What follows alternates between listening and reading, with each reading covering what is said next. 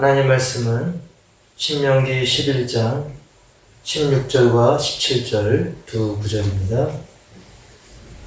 신명기 11장 16절과 17절 구약성경 279페이지 제가 봉독하겠습니다.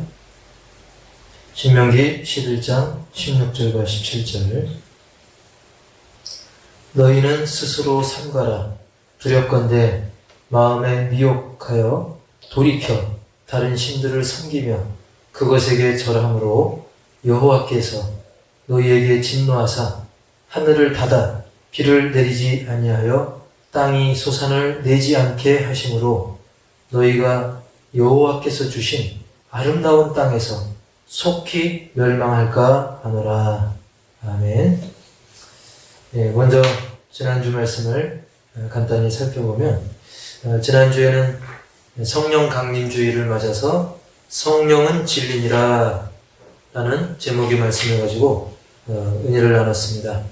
성경에 성령에 대해서 설명하는 내용은 많이 있지만 성령은 이거다 라고 아예 노골적으로 딱 이야기하는 그런 구절은 지난주 요한일서 5장 3절부터 6절까지의 말씀에 유일하게 성령은 무엇이다 라고 정의하고 있는데 그게 바로 성령은 진리다라는 말씀입니다.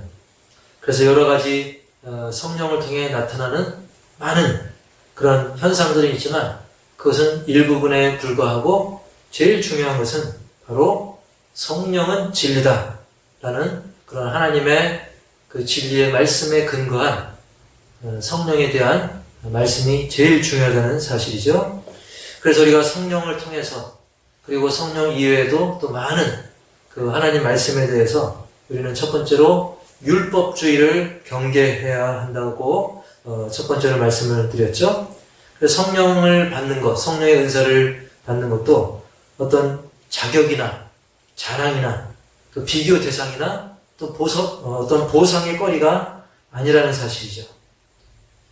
그것은 어떤 주변적인 것이고 율법을 주신 이유도 마찬가지죠.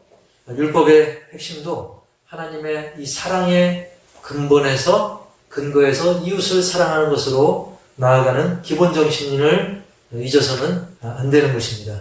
그래서 우리는 어떤 형식주의, 율법주의에 빠져서는 안 되는 것이죠. 성령에 대한 부분도 마찬가지입니다. 그것을 어떤 자격이나 비교 대상이나 보상거리로 생각해서는 안 되고 하나님의 선물이고 그리고 우리가 이 진리의 말씀 가운데 거할 때 또 진리이신 예수님을 따를 때 약속대로 주시는 그런 선물이요 은사인 것입니다. 그래서 두 번째로는 삶 속에서 성령의 열매로 살아가라고 하는 것입니다.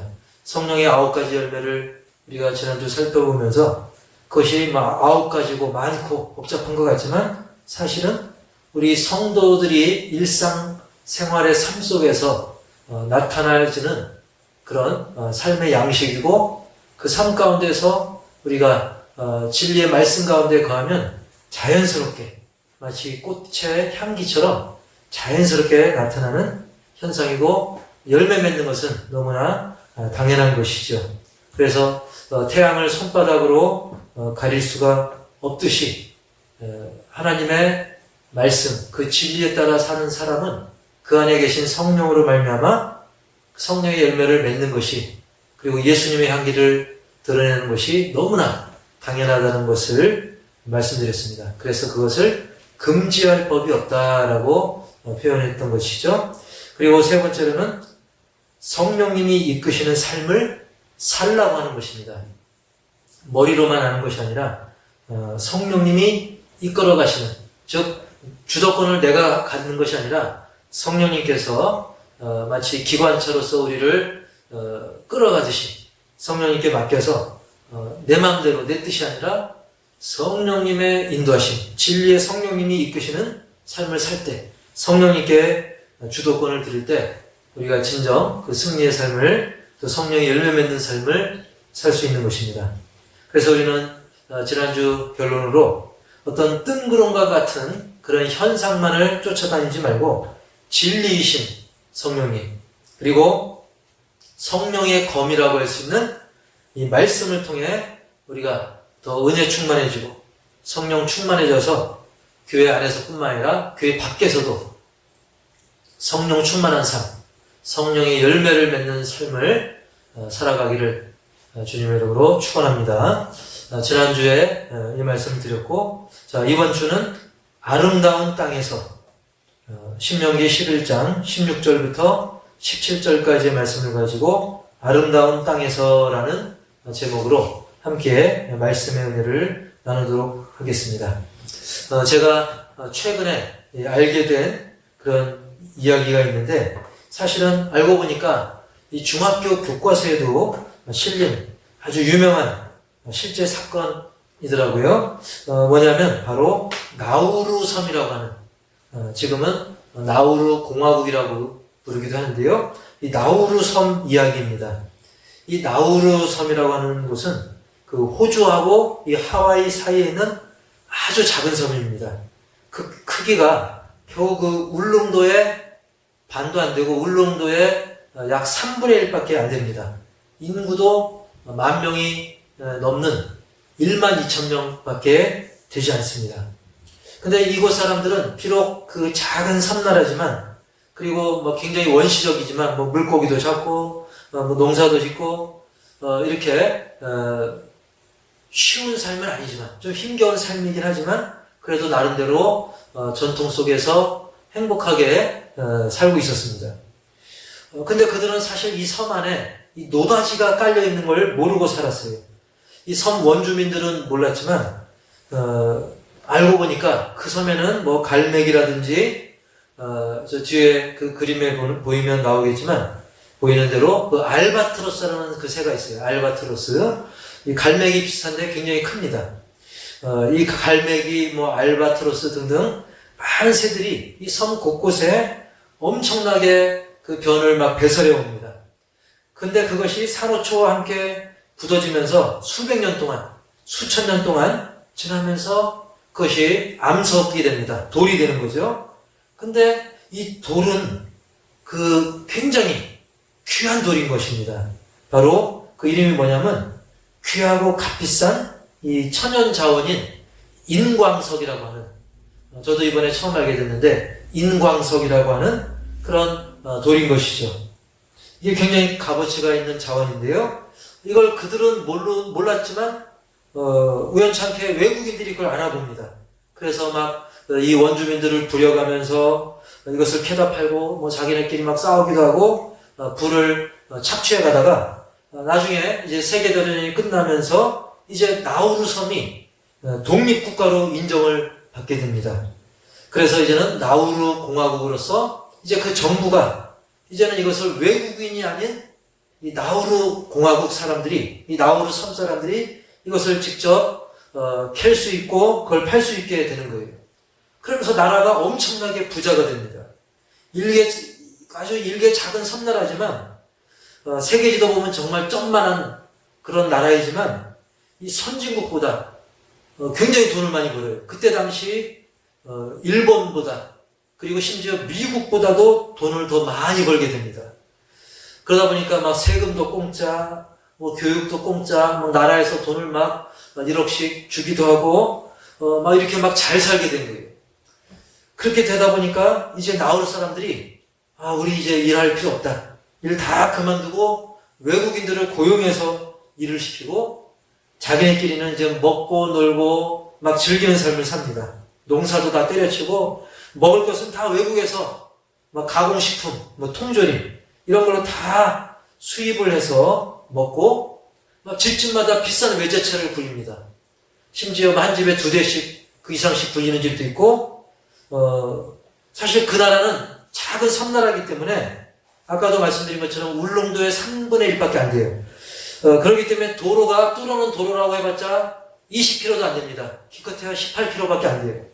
그리고 워낙 좁은 섬이니까 제한 속도도 40km밖에 낼 수가 없어요. 자전거를 타고 섬을 다 돌아도 2시간밖에 안 걸려요. 근데도 막 160km, 200km 이상을 달리는 비싼 외제 스포츠카를 막 삽니다. 심지어는 자가용 비행기까지 사가지고 막 흥청망청 먹고 놀면서 즐기면서 살게 되었던 것이죠. 그러나 그렇게 그 부가 영원할 것 같았지만 나중에 20년 지나고 뭐 시간이 또 더 30년이 가까워오고 이러면서 그 많던 그 인광석이 이제 점점 바닥을 드러나게 됩니다. 2003년도에는 이제 거의 바닥을 드러내는 바람에 이제 국민소득이 그때는 매월로 따지면 한 300만 원, 월 수입이 전 국민 평균 월 수입이 300만 원쯤 됐어요. 근데 이제 거의 인광석이 바닥나니까 나중에는 10분의 1도 안 되는 약 월 수입이 20만 원에서 25만 원, 기껏해야 25만 원 정도밖에 안 되게 되었던 것입니다. 완전히 추락을 한 거죠. 이제 뒤늦게 정신이 번쩍 들어가지고 안 되겠다. 이제 우리 다시 농사를 지어보자. 그랬는데 이미 그 땅이 다 인광석을 캐느라고 다 폐허가 돼버린 거예요. 농사 짓기에는 너무나 이제는 그 땅의 제일 거층이 다 완전히 이제 긁어내는 바람에 농사 짓기가 굉장히 어려운 땅이 되어버린 거죠. 그리고 그동안 일을 안 하고 막 가공식품만 막 먹고 놀고 먹다 보니까 주민 대다수가 막 비만에 걸리고 당뇨에 걸리고 그리고 30년 가까이 놀고 먹다가 갑자기 일하려고 하니까 그게 막 쉽지 않죠. 농사하는 법도 많이 까먹게 되고 막 한 세대가 다 지나가 버리다 보니까 이제는 농사도 제대로 지을 수 없는 그런 어려움에 봉착이 된 거죠. 나라가 그야말로 이제 망해버린 것입니다. 그렇습니다. 자, 이렇게 이 나우루 섬에 그 보석과 같은 인광석이 생기는 데는 사실 수백 년, 수천 년 걸린 것입니다. 그 새들의 분비물과 배설물과 산호초와 뭐 땅의 여러 가지가 결합해서 정말 이 귀한 인광석이 형성될 때는 수백 년, 수천 년 걸렸는데 결국 그것이 바닥나고 이 나우루 섬이, 이 나우루 공화국이 망하는 데는 30년밖에 안 걸리게 된 거죠. 자, 이 이야기가 과연 오늘날 우리와 과연 무슨 관계가 있는가? 사실 오늘 본문 17절 하반절에 보면 이 이야기와 관련이 있는 그런 말씀이 기록이 되어 있습니다. 제가 17절 하반절을 읽어드리면 너희가 여호와께서 주신 아름다운 땅에서 속히 멸망할까 하노라. 마치 그 수백 년, 수천 년 동안 이 아름다웠던 그리고 아름다운 귀한 인광석이 형성되어졌던 그 나우루 섬도 망하는 데는 불과 30년밖에 안 걸렸던 것이죠. 여러분, 공든탑이 무너질까 하는데 사실 아무리 공든탑이라도 무너지는 것은 한순간입니다. 옛날 그 뉴스에 나왔던 삼풍백화점, 그걸 지을 땐 돈도 많이 들고 시간도 많이 걸렸지만 무너지는 것은 그야말로 한순간입니다. 그 외에도 많은 그런 가치 있는 것도 망가지는 데는, 무너지는 데는 한순간인 것입니다. 사람도 마찬가지고요.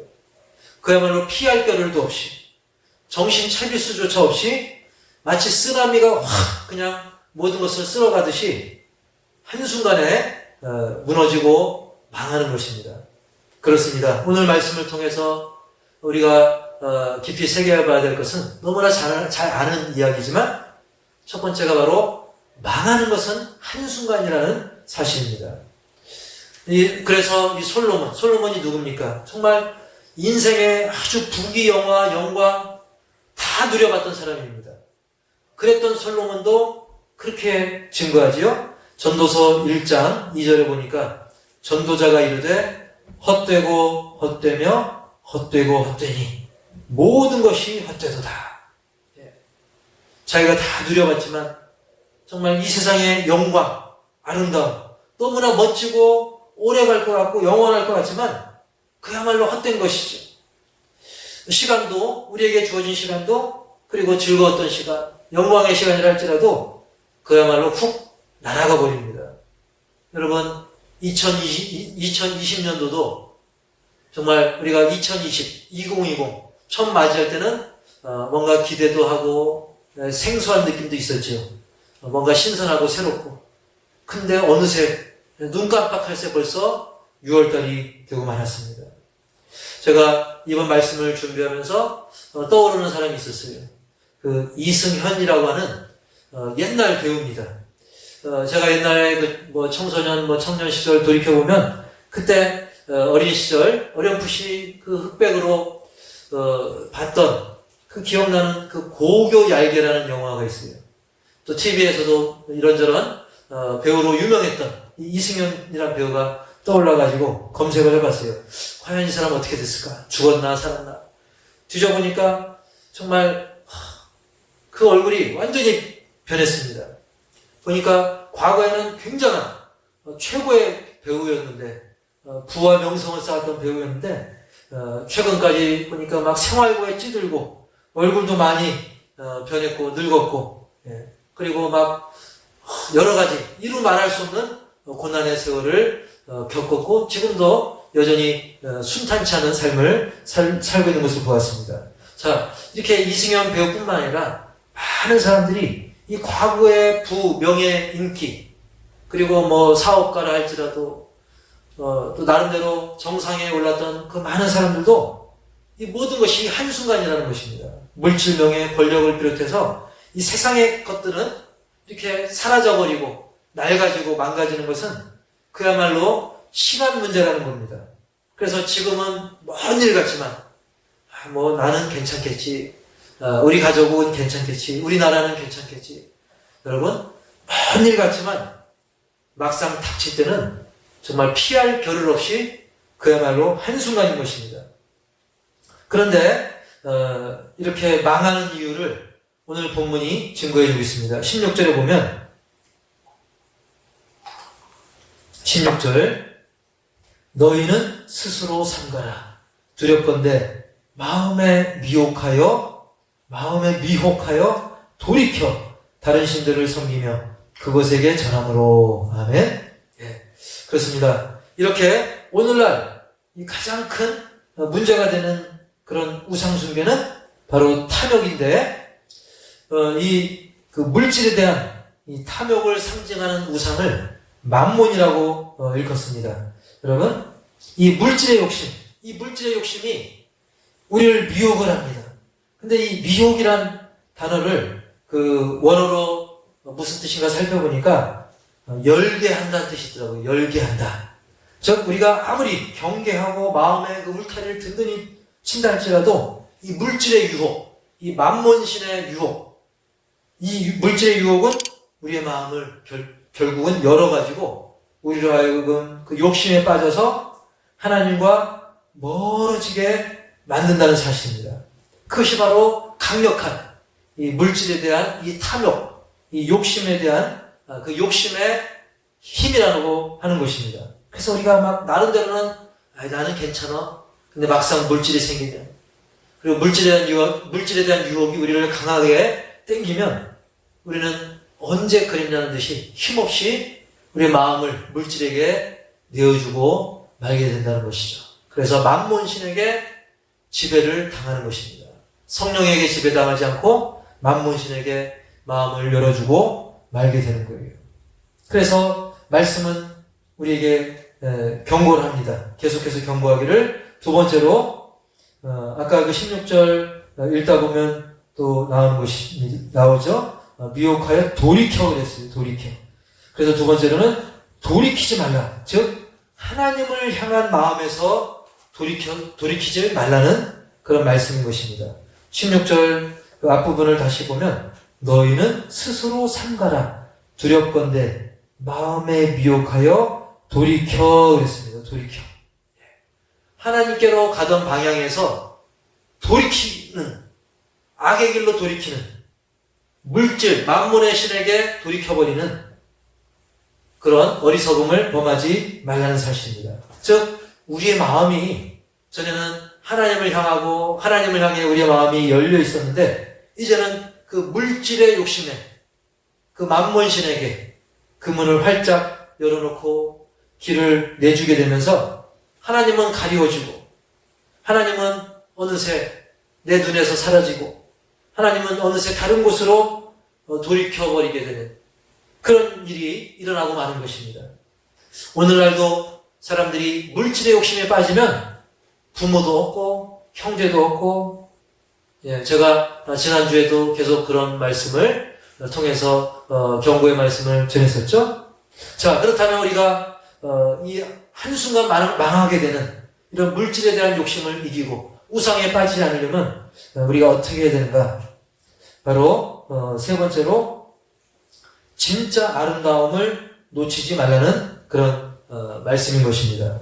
여러분, 아무리 그럴듯해 보이는 유혹의 손길이 우리를 그 강력하게 끌어당긴다 할지라도 우리가 진리만큼은 놓치지 않고 진짜 아름다움을 놓치지 않게 되면 우리는 능히 강력한 미혹을 이겨낼 수가 있는 것입니다. 여러분, 우리가 진심으로 부인을 사랑하고 진심으로 남편을 사랑하고 또 계속해서 사랑하고 더 사랑하면 우리가 그 유혹을 이길 수 있는 거죠. 그것처럼 이 세상 부부 사이에서는 그렇겠지만 우리가 이 세상의 어떤 이 만몬신의 유혹, 이 사단의 강력한 유혹에서 이기려고 한다면 우리는 그 무엇보다 진리를 놓치지 말아야 되고 하나님이 말씀하시는 진짜 아름다움을 놓치지 않으면 세상에 그럴듯해 보이고 세상의 어떤 외적으로 아름다워 보이는 것들의 유혹에서 우리는 우리의 마음을 더 든든히 지킬 수가 있다는 사실입니다. 그래서 우리는 이 경고의 말씀을 깊이 새겨야 됩니다. 17절 말씀을 보겠습니다. 17절. 여호와께서 너희에게 진노하사 하늘을 닫아 비를 내리지 아니하여 땅이 소산을 내지 않게 하심으로 너희가 여호와께서 주신 아름다운 땅에서 속히 멸망할까 하노라. 아멘. 이 말미에 보면 아름다운 땅에서 속히 멸망할까 하노라 그랬어요. 오히려 이 아름다운 땅에서 멸망할 가능성이 높은 것을 우리는 볼 수가 있어요. 이 과거 이스라엘 백성들을 보면 어떻습니까? 막 이 척박한 광야에서는 거기서 의지할 것이 하나님밖에 없었지 않습니까? 이 정말 풀도 제대로 안 나고 물도 제대로 없는 그런 곳에서는 그 척박하고 어렵고 힘들 때는 하나님을 그들이 더 의지할 수밖에 없었고 가족끼리도 더 하나가 됐어요. 막 불편한 천막 생활이지만 거기서 오손도손 가족끼리 서로 의지하며 하나님을 의지하며 살았던 것이죠. 이 나우루족도 가난했던 시절에는 막 고기 잡고 농사하고 서로 의지하며 우애가 넘치고 행복하게 지냈던 것처럼 유대인들도 그랬던 거죠. 그렇지만 이스라엘이 그 힘든 세월 다 이겨내고 아름다운 땅, 가나안 땅을 흔히 뭐라고 합니까? 젖과 꿀이 흐른다고 하지 않습니까? 그토록 아름다운 땅에서 정착하니까 나중에 어떻게 됩니까? 훗날 어떻게 됩니까? 온갖 그 이방의 그 화려한 문화, 그리고 우상의 문화, 물질 문명에 빠져가지고 거기에 미혹을 당합니다. 거기에 마음을 열어버립니다. 하나님께로부터 가던 길, 하나님을 향한 마음을 돌이키게 됩니다. 결국 그들은 큰 진노를 사고 말았던 것입니다. 오히려 젖과 꿀이 흐르는 그 가나안 땅이 보이지 않았을 때는 오히려 그 땅을 사모하면서 그 땅에 들어가고 싶다 소망하면서 하나님을 더 의지하면서 믿음으로 나아갔는데 막상 들어가고 나니까 오히려 이제는 하나님을 멀리하게 됩니다. 당장 눈에 보이는 아름다운 것들이 있는 거예요. 막 눈에 보일 때 막 환상적인 것들이 막 많은 거예요. 그러다 보니까 그것을 누리면서 죄 가운데 흥청망청 지내다가 우상에 빠지고 음란에 빠지고 결국 망하고 말았던 것이죠. 진정한 아름다움을 놓쳐버리고 이 헛된 순간적인 아름다움의 그 잘못된 유혹에 그들이 결국 깊이 빠졌던 것입니다. 그래서 나중에 세대가 지나가면서 마치 나우루 족속이 그랬던 것처럼 사사기 2장 10절에 보면 이런 말씀이 나옵니다. 그 후에 일어난 다른 세대는 여호와를 알지 못하며 여호와께서 이스라엘을 위하여 행하신 일도 알지 못하였더라. 이렇게 되었습니다.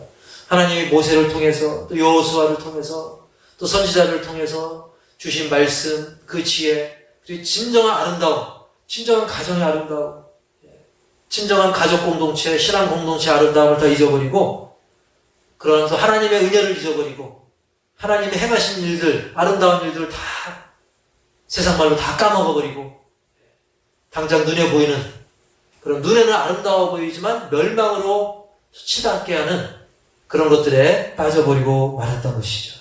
그래서 그들은 눈에 보이는 그 아름다움과 풍요로움에 취해가지고 진정한 아름다움, 주 하나님 지으신 아름다운 세계, 이 창조 세계의 아름다움, 그리고 영혼 구원의 하나님의 그 아름다운 역사, 그리고 우리에게 허락하신 아름다운 가정, 사랑하는 남편, 사랑하는 아내, 사랑하는 자녀들, 그리고 사랑해야 될 부모님들, 그리고 우리가 사랑해야 될 영혼들, 이웃들, 진정한 가치, 진정한 아름다움을 놓쳐버린 거예요. 오늘날도 많은 사람들이 물질의 그 모든 시선을 다 빼앗기고 있지 않습니까? 그래서 고린도후서 4장 18절에는 우리의 정신을 번쩍 들게 하는 말씀을 해주십니다. 고린도후서 4장 18절, 우리가 주목하는 것은 보이는 것이 아니요 보이지 않는 것이니 보이는 것은 잠깐이요 보이지 않는 것은 영원합니다. 아멘. 보이지 않는 하나님의 그 구원, 당장 눈에 보이지 않아도 정말 하나님이 그 내면에 깃들게 한 그 아름다움, 당장 돈으로 환산할 수 없을 것 같고 당장 값을 매길 수 없을 것 같은 그런 진정한 아름다움, 그 내면의 아름다움 사람들이 잊어버리고 당장 눈에 보이는 것들에 혹해 있는 것이죠. 사랑하는 성도 여러분, 진정한 아름다운 모습 뭐가 있겠습니까? 마치 그 돌아온 탕자를 향해 막 버선발로 뛰어가는 그 아버지의 발, 얼마나 아름답습니까? 그리고 이마에는 주름이 짜글짜글 해가지고, 그리고 손에도 막 잔주름이 막 짜글짜글한데 그 손을 보고 사랑하는 자녀를 위해 기도하는 어머니의 그 손, 그리고 복음 전하는 자의 아름다운 발걸음, 갈라진 그 뒤꿈치, 이 어찌 아름답다 아니할 수가 있겠습니까? 그래서 이사야 52장 7절에서도 보면 이 전도자의 발, 즉 좋은 소식을 전하며 평화를 공포하며 복된 좋은 소식을 가져오며 구원을 공포하며 시온을 향하여 이르기를 내 하나님이 통치하신다 하는 자의 산을 넘는 발이 어찌 그리 아름다운가. 즉 전도자의 발, 영혼 살리기 위해서 정말 애쓰는 그런 사람의 발걸음이 아름답다라고 표현하고 있는 것입니다. 그렇습니다.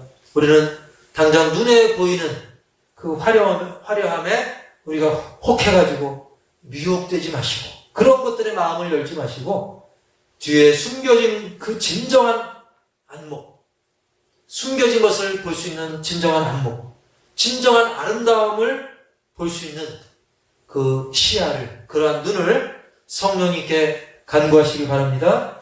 그리고 무엇보다 진정한 아름다움을 볼 수 있는 그 중요한 방법은 바로 무엇이냐면 바로 오늘 그 결론적으로 오늘 우리가 읽었던 16절과 17절 이후에 18절부터의 말씀이 바로 진정한 아름다움을 깊이 새길 수 있는 방법인 것입니다.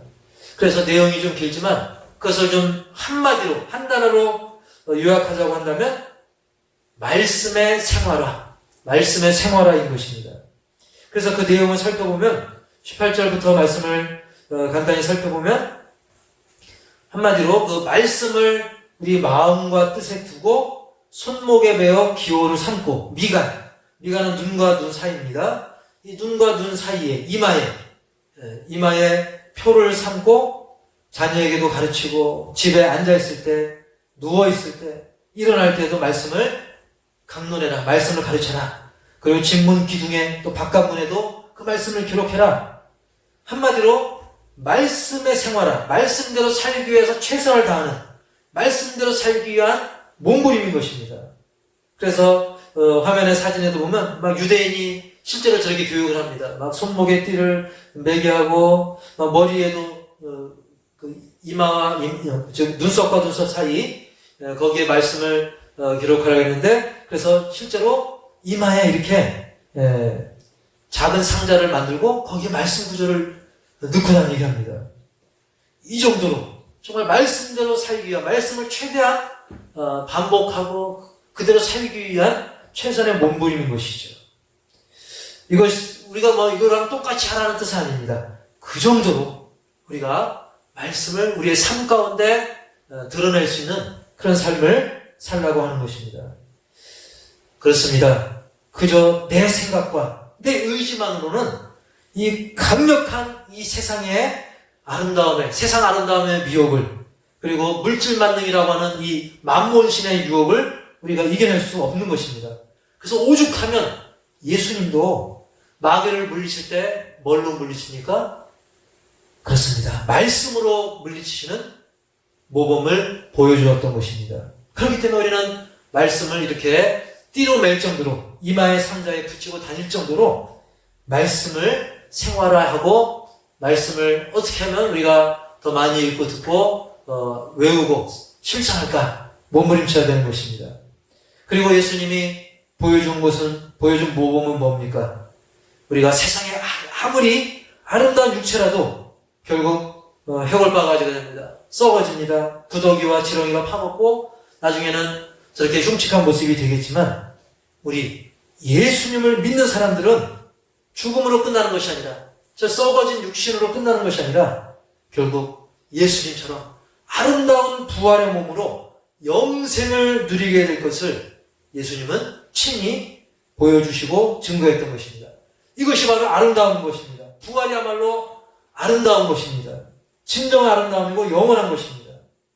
여러분, 이렇게 진리의 말씀이 아름다운 것이고 아름다운 결실을 하는 지름길이라고 하는 사실인 것입니다. 이걸 결코 우리는 잊지 마시고, 날 위해 죽으시고 부활하신 예수님, 그리고 예수님을 보내주신 하나님 아버지, 그리고 지금도 나와 동행하시는, 나에게 힘을 주시고 지혜를 주시고 보호해 주시고 나의 연약함을 채워주시는 성령님과 말씀 가운데 하루하루 승리의 삶을 살아가는, 그리고 내 이웃을 내 몸과 같이 사랑하시는 우리 아름다운 호산나 가족들이 다 되시기를 주님의 이름으로 간절히 축원합니다.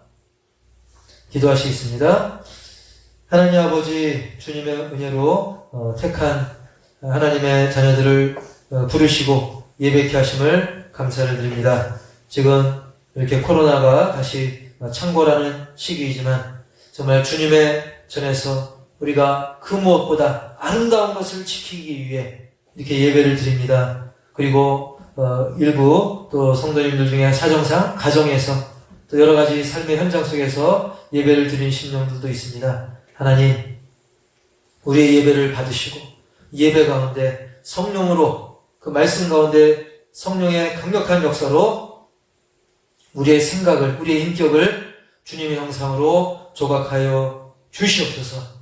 그래서 한순간에 썩어지고 망해질 세상에 정말 일순간적인 그런 아름다움에 취하거나 미혹되지 않게 우리의 마음을 그런 것에 열지 말게 하시고, 오직 하나님을 향한 발걸음, 믿음으로 끝까지 주님께 끝까지 나아가게 하여 주옵소서. 하나님을 향한 발걸음에서 돌이키지 말게 하여 주시옵소서. 마귀에게 속지 말게 하여 주시옵소서. 예수님의 본을 따르게 하여 주시옵소서. 그래서 진정한 아름다움, 바로 복음입니다. 말씀입니다. 진리입니다. 부활 영생입니다.